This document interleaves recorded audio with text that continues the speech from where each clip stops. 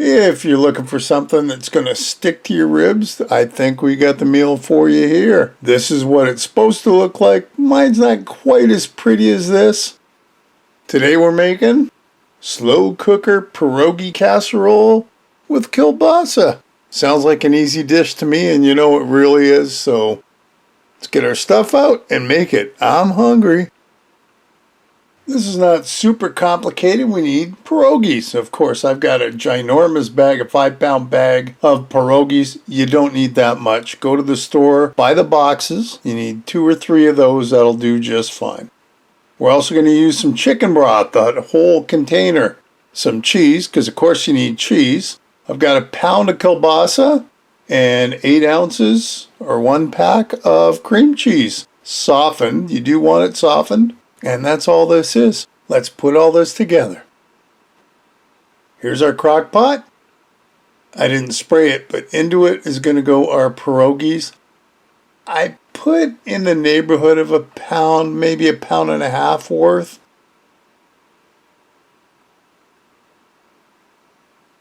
So let's deal with our kielbasa. Get the packaging off, and they're big chunks, so I'm just going to cut them in half, cut them into chunks. You can deal with it however you want. You like bigger chunks, make bigger chunks. You like them smaller, make them smaller too. And I'm just going to put this on top of the pierogies in the slow cooker. Now, one thing I didn't do, and I should have because they were frozen, is mix all this together. I failed to do that. It's a life lesson. Into our measuring cup, because I'm actually measuring, we're putting 3 cups of the chicken broth in to start. We'll use the other one a little later on. There you go. Pierogies, kielbasa, and chicken broth. Now, it's going to cook on low about 6 hours. Now this is a half an hour before our dinner's done. We're going to put the extra cup of chicken broth along with our room temperature or better cream cheese. You want to be able to mix it around. Of course, I thought the measuring cup was big enough. It wasn't, so always get yourself a bigger measuring cup or bowl.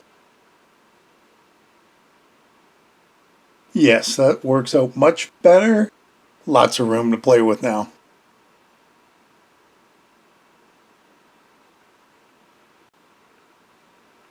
Mix, mix, mix, mix, mix, mix. You know what? It doesn't have to be perfect because you're never going to notice it once it's done.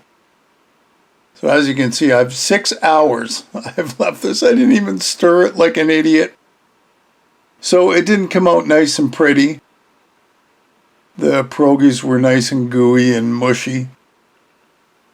But the taste was still there. So by the time we actually got to eating, the taste was right on. So I mixed it up a little bit. In goes our cream cheese and the rest of the chicken broth. You can see it almost looks like the consistency of cottage cheese, but it won't be.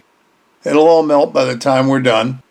I also need to put our cheddar cheese in. It says about 1 cup. That looks about 1 cup-ish. On goes the lid. 30 minutes later.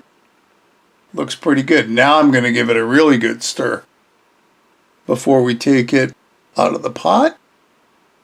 Oh, this thing's so thick. I hope you can see how thick it is. So I got my serving tray that we're going to put it in.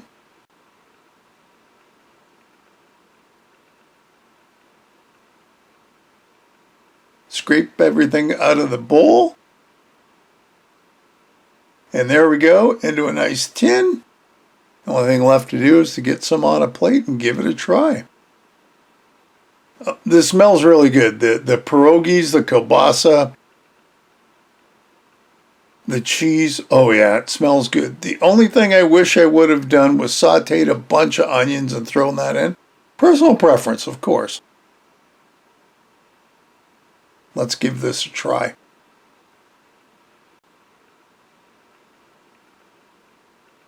Oh yeah, this is definitely a stick to your ribs meal. Let me try some of the kielbasa.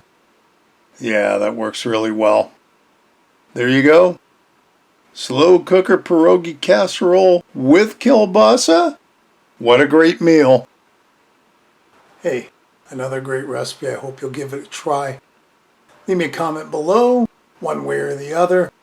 Listen, if you haven't subscribed, hit the subscribe button and hit the bell because that'll tell you the next time I upload a video. Feel free to share this in any of my other videos. And thanks for stopping by and watching. We'll see you next time. Bye-bye.